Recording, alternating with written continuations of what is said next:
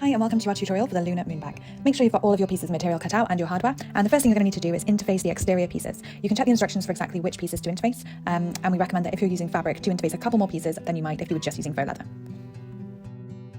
Next, it's time to cut the strap connector hole. So you need to take your paper pattern piece and using a craft knife, cut through the line marking the position of the strap connector. Then put the pattern piece onto the right side of your bag and mark through the cut with a disappearing marker or tailor's chalk. And you do this on the bag back and the bag front. Then when you lay your pieces in front of you, make sure they're right sides up and you carefully cut open the mark with a craft knife or seam ripper. Make sure not to go beyond the ends or the connectors won't sit very neatly. Then take tab A and you want to insert it into the cut that you just made. So make sure right sides of the fabric are both together and the inserted end should be pointing down towards the bottom of the bag, as you can see here. It should extend about 1 centimetre. Then you're going to stitch across the tab just about 2 or 3 millimetres above the cut. Make sure to back stitch at the start and the end and stay within the tab line. Then you want to push that back through the cut that you've made and making sure that the tab then folds up onto itself. And we'll just turn this over now so that you can see. And you want to clip that tab to the top of the bag to just keep it out of the way for the next step.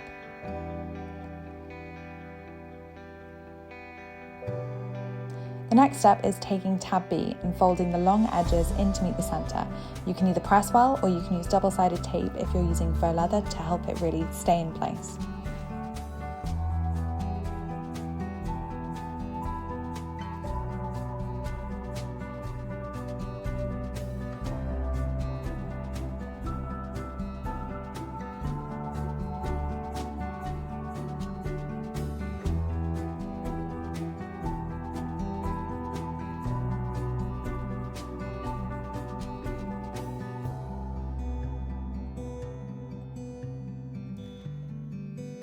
Now take tab B and insert it into the cut.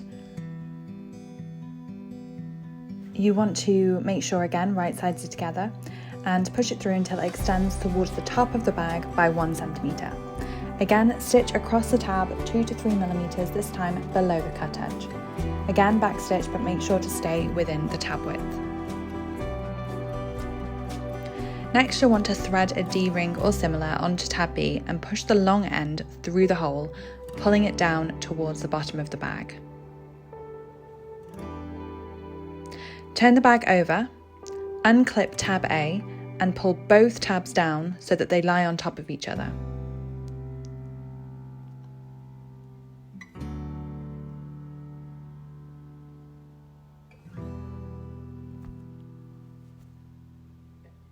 Then mark the position of where the rivet will go.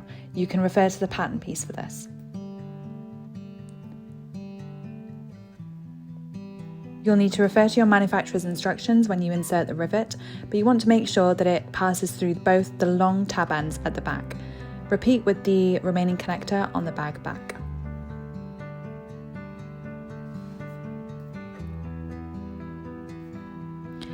Then you'll need to make sure that you do all of these steps again on the other bag piece. So they should look the same on both the front bag piece and the back bag piece. Now it's time to move on to the zip tabs. Take the 2 zip tab pieces, fold each in half, short end to short end, wrong sides together and press, then open them out and fold the short ends in to meet at the crease and then fold in half again. Make sure that your zipper measures 23 centimetres from each end of the zip tape. You'll want to place a zip tab on each end as we're doing here, making sure that the zip sits in between that folded edge, and check that it is 23 centimetres between the 2 ends of the zip tabs. So from one end all the way to the other end of the zip tab. You don't need to stitch these yet, just make sure they're pinned in place. Then lay 1 piece of exterior fabric right side up, put the zipper on top right side down as we're doing here. Make sure to open the zip to halfway and you'll want to lay one of the lining pieces on top right side down, again lining up those top edges. Then using a zipper foot, stitch close to the zipper teeth from one side of the bag to the other. Back stitch at both the start and end of your stitching. When you meet the zip, just pull stop stitching, and you'll need to leave the needle down, pull the zip open and move it out of the way, and then lower the press foot and continue stitching.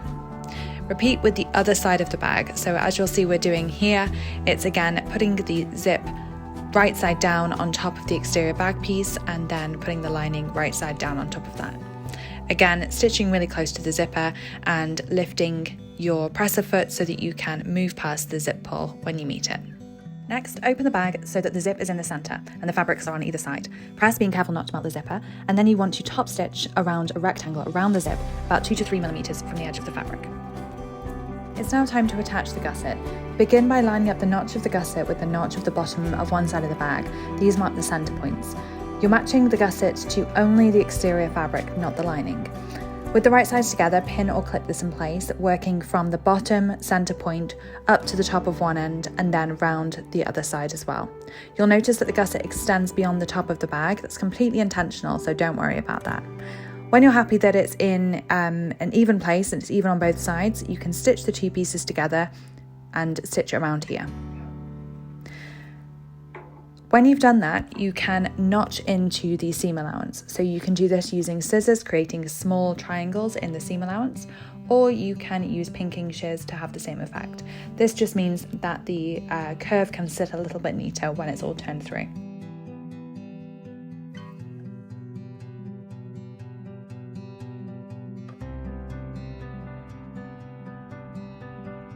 You then want to repeat exactly the same process with the lining. When you stitch the lining, make sure that one seam you leave 10 centimeter gap in the bottom. This will allow you to turn the bag through. Also, you'll want to make sure that the zip is left at least halfway open. Turn the bag through and then pull the lining through so that you can stitch up that small gap that you left. You'll want to make sure all the seams are correct here, and it's best to sort of roll the seam in your fingers and use some clips, because this will help the bag sit properly and the seams to turn out nicely so that it's all very smooth and the seams sit well. Next, we can move on to the strap. Begin by folding 1 centimeter in at each end of the strap. You may want to use double-sided tape if you're using faux leather to keep this down nicely, or you may want to press this if you're using fabric.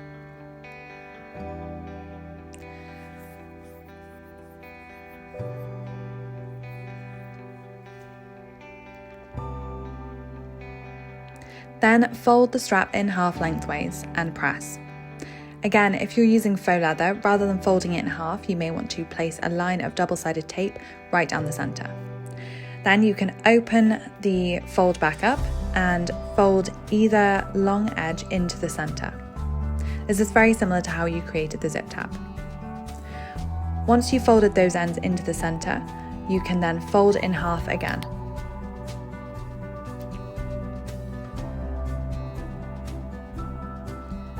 That final fold will enclose all the raw edges. Top stitch all the way around the edge of the strap, about 2 to 3 millimeters from the edge. You may choose to lengthen your stitch length as well as desired.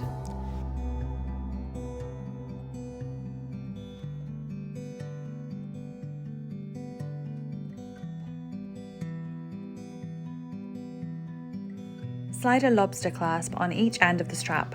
Fold the end of the strap over by about 3 centimeters so that your lobstering sits in the fold. Clip or pin this together.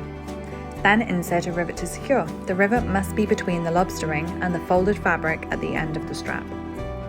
Attach your strap to the bag and you're all done. Enjoy using your new lunar moon bag. We really hope you enjoyed making this pattern, and if you have any feedback, we would love to hear it. Make sure to tag us in any posts with pictures of your new bag on Instagram using the handle @notchpatterns.